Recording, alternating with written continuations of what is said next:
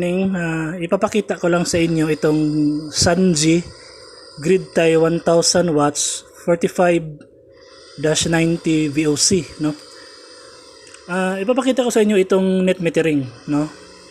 So hindi na ito naka-limiter, no? Ito yung limiter niya, oh. Hindi na siya hindi na gumagana yung CT core, no? Current transformer core niya. Kasi naka-disable na yung limiter, no? Yan, naka-disable na yung limiter.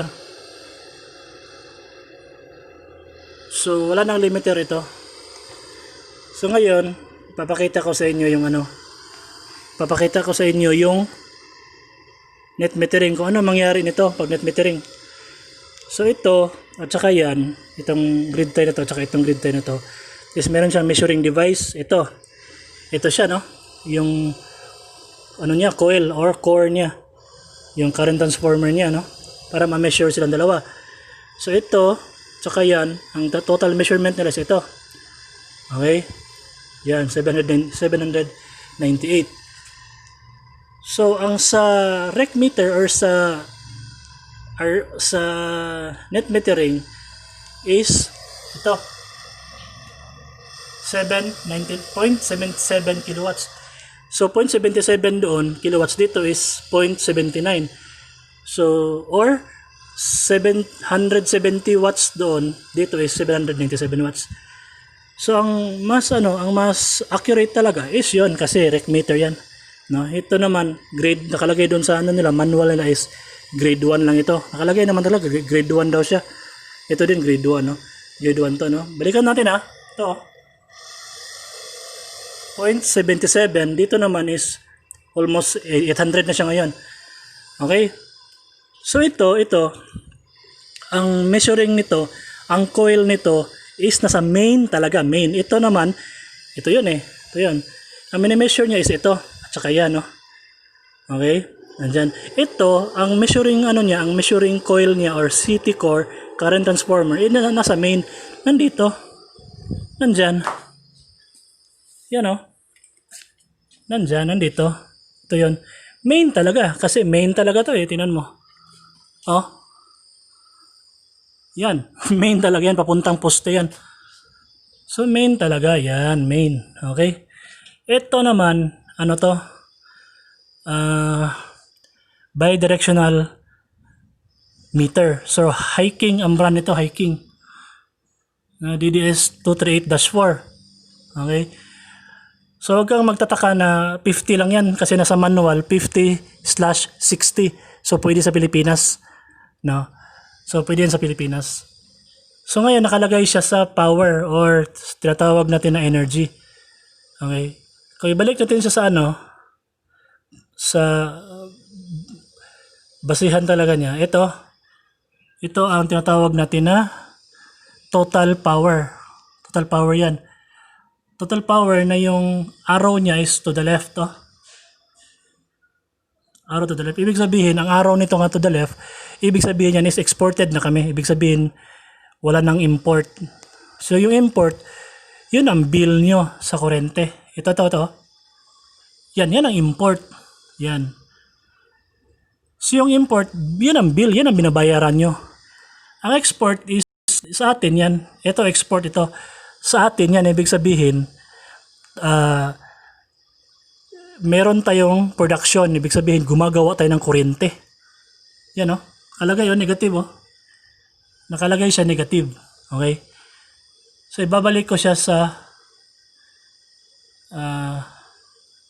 yan, voltage yan.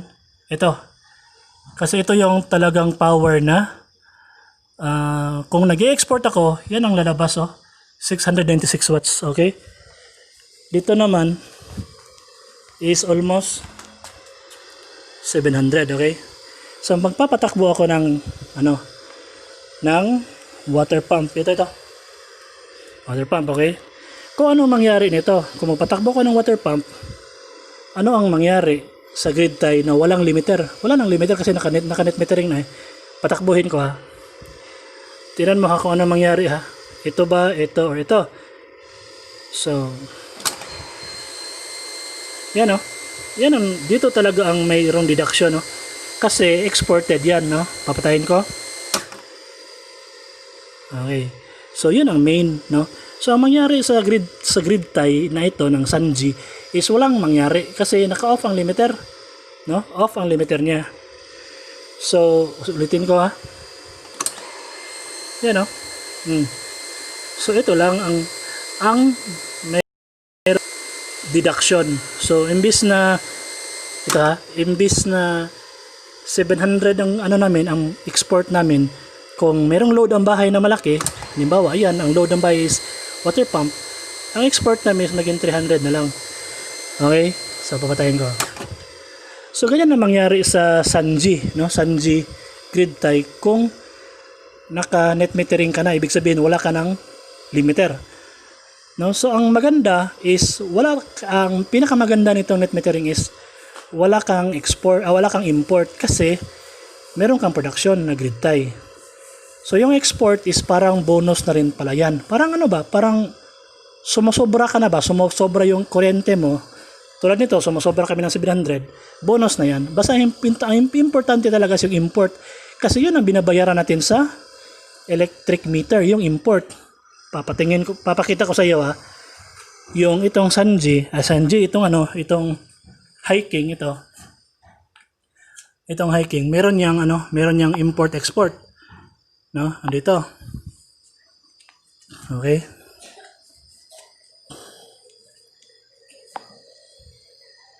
Yan siya. Okay. So, dito, yan makikita mo talaga na meron siyang import active energy at saka meron siyang export active energy. Okay? So, yung makikita mo sa A phase sa ilalim na RMS active power na negative 0.699 kilowatts, yun ang nagiging export na yan kasi sobra yung sobra yung production namin at saka naging negative siya.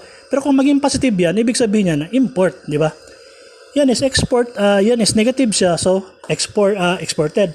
Tulad din yan, no? Tingnan mo yung total active power, di ba? Negative 0.6969 kilowatts. Ibig sabihin, export, no? Exported, hindi import, okay? Yan, no? Export. Okay. So, iti-testing natin, balik natin sa dito. Okay. Iti-testing ulit natin itong grid tie na to gamit ang washing machine kung ano mangyari. Okay? Ito, washing machine. Papatakbuhin ko, ha. Okay. Ikot-ikot na yan, ha. Okay. Ikot-ikot na yan. Okay. Ikot-ikot na yan. So, ano mangyari sa grid tie kung naka net metering? Ito. Okay. Yan ang mangyari sa grid tie. So, kasi naka net metering. So, ano ang nangyari? Ito. Ang main wire, main line talaga. Yun ang pinakapangyayari dito na nagbabago yung main line. Ang grid tie hindi nagbabago, no? Kasali na yung grid tie na hindi nagbabago kasi wala silang limiter. Okay? Naka-disabled ang limiter. So yun, ito ang nagbabago. Okay? So ganyan, no? Tulad din yan sa hiking. Ito kasi main ito, eh. Nandito yung makikita mo yung pagbabago. Tama? Oh. Andyan. Diba?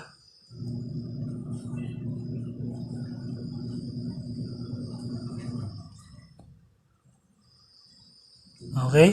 So, ganyan ang takbo ng grid tie na walang limiter tapos naka-net metering siya. Okay? So, isa pa, tingnan natin yung sa poste. Okay? Lalabas ako, ha. puntahan ko yung poste, yun talagang net metering namin na bill or electric meter talaga namin. Ito naman rec lang ito. Ang tatawag ng rec is Renewable Energy Certificate Meter. So recording lang yan. Nag-record yan sa mga production natin, no? Total production natin, naka-record yan. So yan, ginagamit lang yan ng DO is anuhin lang nila yan, i-compute nila kung wala bang daya dito, okay? Ganun talaga yan, yan ang rec meter. So punta ako sa poste, okay? So ito guys ang poste, no? Ng electric meter namin na meron siyang tinatawag natin na net metering. Ito mismong meter na to is nakaka-net metering ito na. Okay?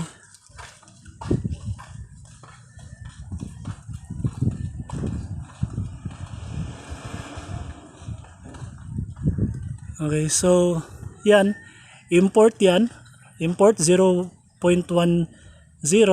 yan export, no? 0.11, export yan. Okay, yan is total yan. Total voltage. Okay. Total amps 2.31 amps. Ito is total kilowatt, no? Pabago-bago yan. Kita mo? Kasi merong washing machine. Yan is import 0.10. Yan is export 0.11. And then yan is total na power, total kilowatt hour. Okay, voltage, amperes, and then kilowatts. Pabago-bago yan ha, kasi nagwa-washing machine kami. Kita mo? So ito yung ito yung kilowatt hour. Ito. Yung sa taas, kilowatt hour yan. Record yan. Ito, exported kilowatt hour sa taas. Okay, yan is total kilowatt hour sa taas. Yun lang. So yun ang net metering. Okay. Tingnan mo yung direction niya. To the left, no? To the left, yung iba naman is direction nila is to the right, oh. To the right. Ganon din itong I-210. Hindi na siya masyado makikita. So ito sa kanila is to the right, no? To the right. Ito naman is to the left, oh. To the left, ibig sabihin nito is naka-export kami, exported. Okay, export ito, export yan. Yan is total power. Total yan. No?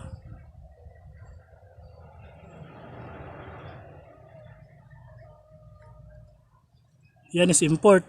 Import 0.10, import. Yung sa taas is import na kilowatt hour. Export ito 0.11, sa taas naman is export na kilowatt hour. Ito naman is total, pabalik-balik lang yan. So tapos na tayo dito sa poste. Poste ito, no? Poste yan. Poste yan, poste. Okay? Balik ako doon. So nandito ako ulit guys, bumalik na ako dito, no? Naka washing machine. So itong itong grid tie na to is naka net metering. So wala siyang limiter, no? Hindi siya nakakabit. Hindi nakakabit, no? So mangyari lang ang magbabago is ang main. So hindi ito magbabago. Tingnan mo, main lang talaga kasi sa washing machine ito ang nagbabago, yung main talaga, main line. Okay, ito di talaga nagbabago yan. Yung grid tie na hindi yan nagbabago kasi walang limiter. Okay, full blast ang tawag ito, full blast. Lahat talaga to, full blast ito. Okay, so yun lang. Okay, so nakikita nyo na pag ang grid tie mo, ang sun grid ay naka net metering, nakaganyan, naka net metering, is naka-disabled yung limiter mo. And then full blast talaga. Full blast. Ito lang ang nagbabago, yung main line. Tama? Kung nag-washing machine ka, kung magpatakbo ako ng water pump tapos sabay washing machine ha. Ano mangyari? Okay, ito. Ito. Ang nangyari nito talaga, oh. Yan. Ang nangyari niyan is talagang nag-i-import kami. Mawawala yung araw dito siguro. So hindi pa rin nawawala yung araw, no? Ibig sabihin, exported pa rin kami. Nakaka-export pa rin kami kahit na naka-water pump ka pa, tsaka naka-washing machine. So ibig sabihin yan, exported pa rin. Okay? No? Kasi ang laki kasi talagang ang laki ng namin, ng exported namin. Okay? Teka. I-example ko talaga na papatayin ko itong isa. Papatayin ko to. Ay, tumatakbo to eh. No? Papatayin ko ah. Teka. Papatayin ko dito. Pinatay ko na. So naging 700 na lang siya, no? 700 na lang. Okay. So patakbuhin ko yung water pump ko na mangyari.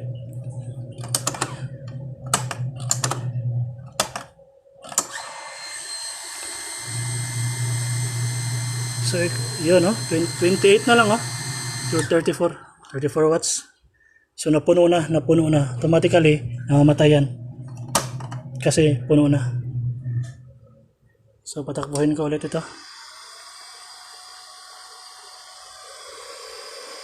Okay. So yun na, natapos na lahat. Natapos na rin itong itong tinatawag natin na water tank sensor. Natapos na rin yung washing machine kasi hindi na gumagana. Natapos na lahat. So natapos na rin itong video na to, no? So yun lang guys, yun lang ang gusto ko ipakita sa inyo na yung Sanji na nakakonect sa net metering, ng ganyan. At saka walang limiter kasi naka-disable, no? Kung ano ang makikita natin dito, halimbawa ito.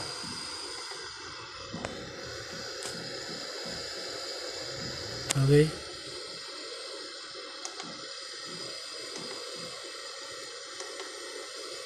Ito.